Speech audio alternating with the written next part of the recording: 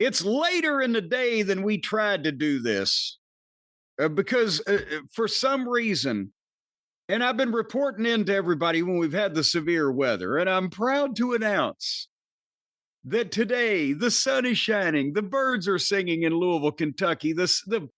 Not a cloud hardly in the sky. It's a beautiful day. It's 70 degrees. You just want to frolic in the fields. And even though we have gone through severe thunderstorms and high wind warnings and floods and even a tornado a mile away and our electricity never blinked, today, just out of the blue, we got no power.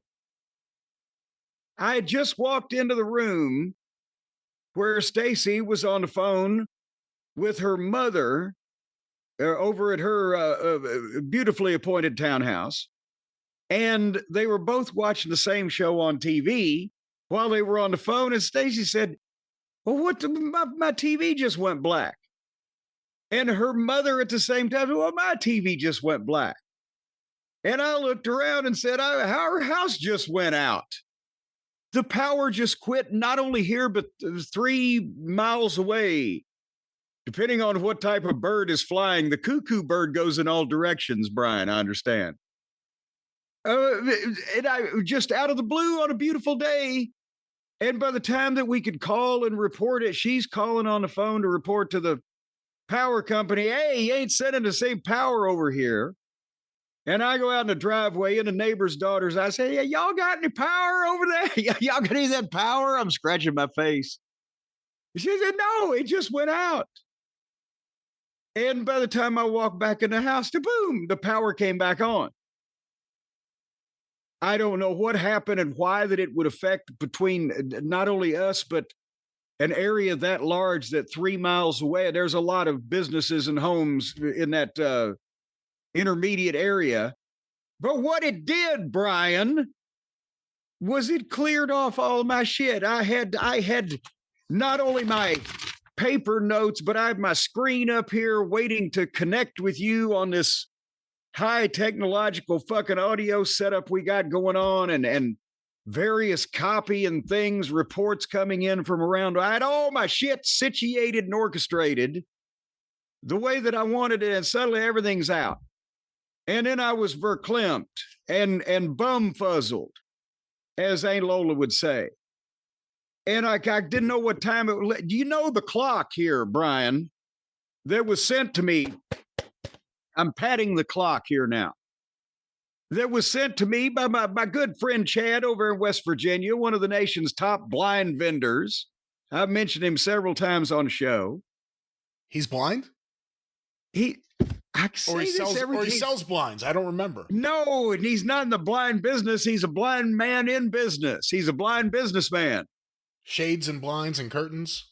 He operates the vending machines along the highway and the byways of our nation's mountaineer state. But nevertheless, he sent me this nice clock. Seems like a reasonable job for a blind person. Along the highways, we want you to do stuff. What? He's got a lot of it covered. And you have to watch out on the days he's making deliveries, though, because he's driving up and down. Anyway, so that man's driving like he's blind. Well, that's the man with our granola. That's the man that's going to stock the vending machine. But I'm trying to talk about this man's clock.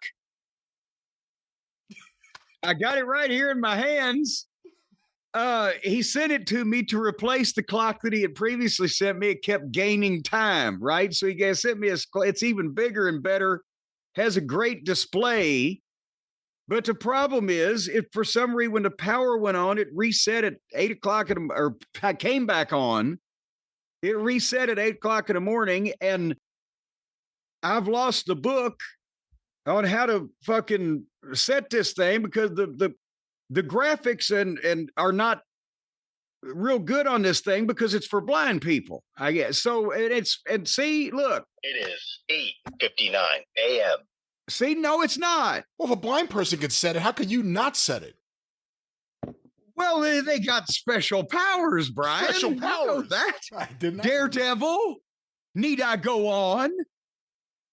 If when you lose a sense, your other senses are heightened, and their sense of how to figure out how to goddamn set this fucking clock are apparently at peak operating power, but I can't. It is 8:59 a.m. No, it's not. Anyway, so no, stop it. January 1st, no. 2023. See, it's not January 1st, 2023 either. Well, but I checked my ladies and speed gentlemen, they are you. our new sponsor, and of course, ask for the Stan Hansen edition for people who can't see. It's supposed. See, people could be behind, miss important doctors' appointments. They could have goddamn had their sight restored if they didn't think it was 2 years ago at 8:00 in the morning. Well, imagine you're hitting that thing every day. It's 2023. You don't know what's going on. Why is Charlie always depressed? Well, they could have given him back his eyesight. Yeah. He had a problem with his clock, and he was 2 years off. And I checked my speed when I reconnectified everything, and I'm 950 over 750 there, fella. That's great. So we got that going for us. And here, more, just exciting news. I wanted to say get well to my cousin Larry. I've mentioned him on a program on and off for the past couple of years. He's gone through numerous health issues, and finally, they actually gave him a spinal tap, which doesn't sound pleasant.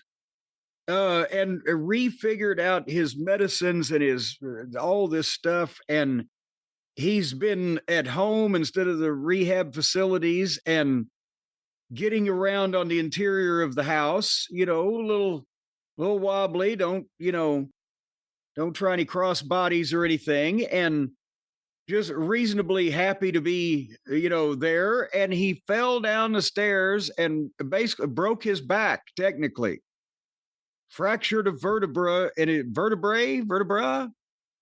one of those in his back. Missouri. Well, no, nobody says Missouri. It would be Missoula, Montana, but we're not talking about her. She was a porn star. Missoula, Montana. And yes, and my cousin Larry has never met Missoula, Montana. I don't even. I'm doing it the same clip but here. He has all of her movies. That around. He might have seen some of her flicks. But anyway, so he's now back in bed. At least he's at home. He was only in the hospital for a couple of days, but he's at home. But now he has to lay flat of his back in bed much of the next 4 to 6 weeks while they're not physical therapying him and doing the things that they need to do. So hopefully he will feel better soon again. Do you think he kicked the old gypsy woman, Maria Ospinskaya, in the Wolfman movies at some point? He disregarded her and was cursed somehow. He's always been accident prone since he was a kid. But or he just wanted time away for some more Missoula, Montana action. Well, but with the magazine form, he can't see. He'd have to with the back issue though. He'd have to tape him to the ceiling. Hey, I don't know if you heard, and I hate to bring it up if you haven't, but I haven't said anything until now. But did you hear that Rob Moore passed away?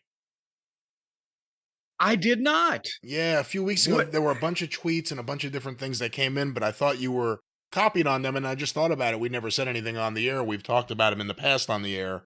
But yeah, sadly, he finally succumbed. I guess he was battling a lot of things.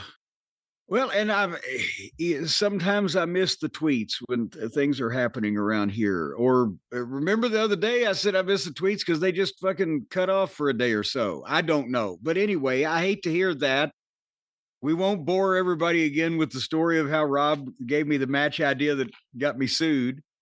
But he was a great guy and a big, big wrestling fan and had worked, so as a ring announcer for so long in the promotions around, that part of Texas. I hate to hear that. Hopefully he was at least much older than I am, because it seemed I remember we were somewhat contemporaries.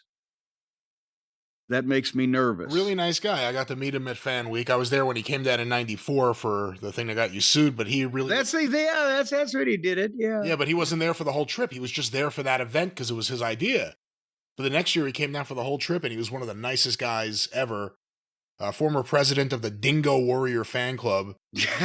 But don't hold that against him. No, he once sent me a copy because it was so funny of the signed permission slip where, Dingo Warrior signed it. Which would stand up in any court of law in the nation. But he was a mainstay in Dallas. Like, there are pictures of him just hanging out by the concessions in the sportatorium while the wrestlers are there. He's as big as some of them. But he'd been there forever, and he had done local radio and all sorts of things with the local wrestling companies. Really nice guy, though. Really, really nice guy. Yeah. Well, we hate to hear that. And yeah.